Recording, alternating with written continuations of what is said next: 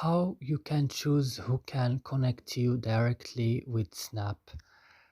Today, guys, I will show you how to do this. Just watch the video until the end. You go first and you open your Snapchat.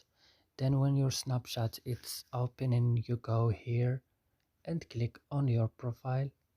Then go to settings and click. Then just you go down and you go to privacy control and you go to contact me. Then you will choose who can contact you directly in Snapchat, friends or friends and contact or everyone.